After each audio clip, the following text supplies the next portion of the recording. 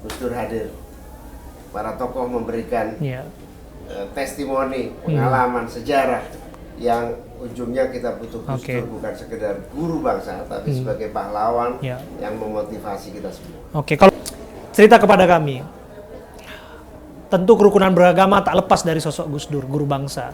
Dan kalau kita lihat apa yang terjadi baru-baru ini, kemudian TAP MPR itu dicabut. Ini membuka jalan bagi negara ini memvalidasi sesungguhnya Gus Dur bukan hanya sebagai guru bangsa, tapi ditetapkan sebagai pahlawan nasional. Bagaimana, Gus? Ya, guru bangsa itu pahlawan tanpa tanda jasa. Tapi kita semua membutuhkan Gus Dur sebagai inspirasi, motivasi, sekaligus kerangka kesadaran ideologis kita untuk terus tidak pernah berhenti berjuang untuk persaudaraan, persatuan, kemanusiaan, dan tentu saja menciptakan dialog yang sehat antar berbagai kebinekaan.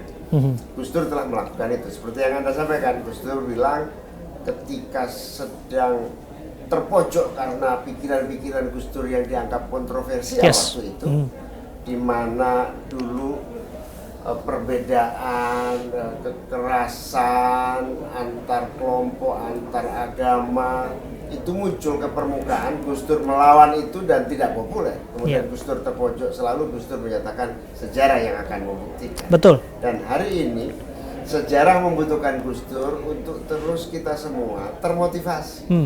Kita semua untuk terdorong untuk melanjutkan. Karena apa?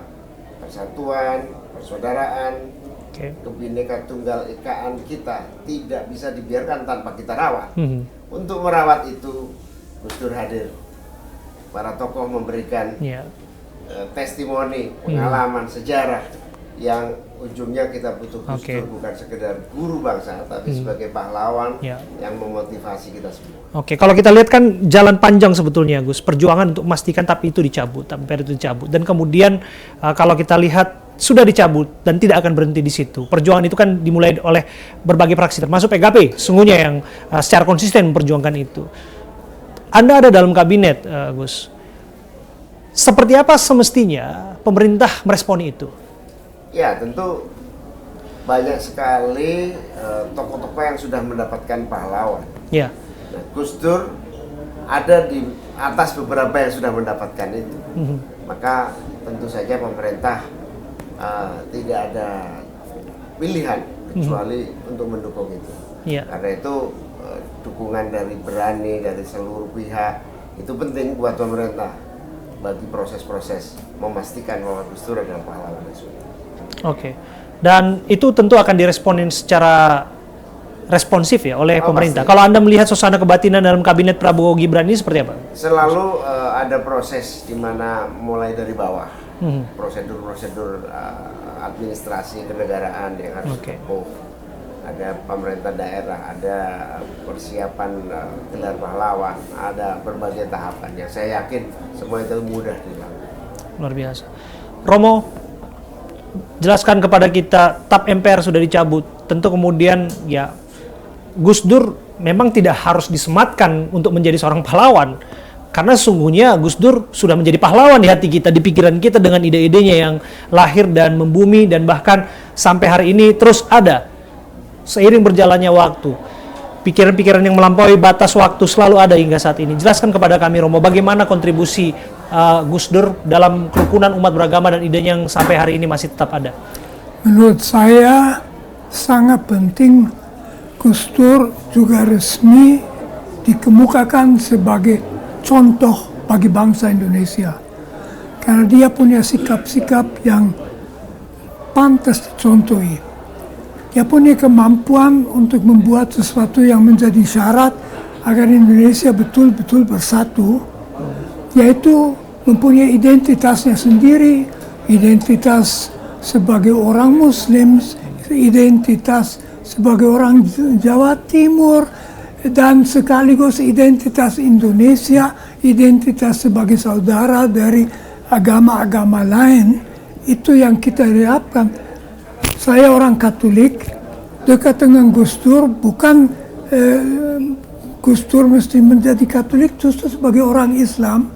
Saya lewat Gus Dur merasa aman dengan saudara-saudara Islam itu sesuatu yang sangat penting di Indonesia. Maka saya harapkan Gus Dur resmi menjadi dinyatakan pahlawan yang dia sebenarnya sudah pahlawan.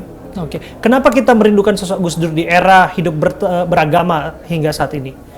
Karena kita sebetulnya Indonesia punya sebuah sukses story.